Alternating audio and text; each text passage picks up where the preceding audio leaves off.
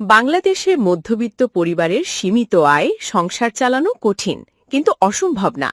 একটু পরিকল্পনা, শৃঙ্খলা আর কিছু বাস্তব কৌশল মেনে চললে খরচ অনেকটাই নিয়ন্ত্রণে রাখা যায়। এক, মাসিক বাজেট তৈরি করুন। প্রথমেই ঠিক করুন কোথায় কত খরচ হবে।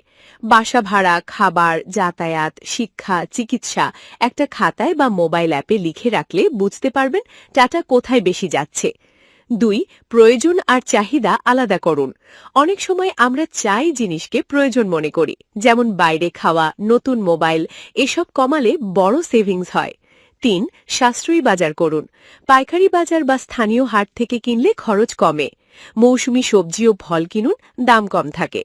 ব্র্যান্ডের জিনিসের বদলে ভালো মানের লোকাল পণ্য নিন।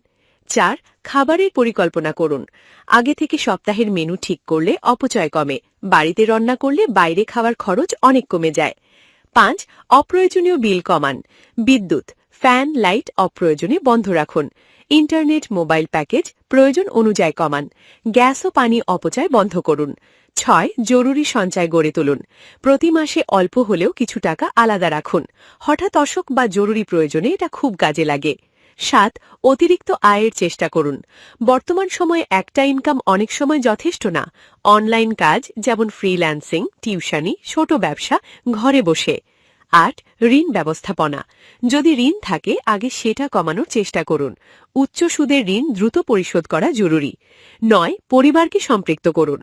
সংসার চালানো একার দায়িত্ব না। সবাই যদি সচেতন হয় খরচ নিয়ন্ত্রণ অনেক সহজ হয়।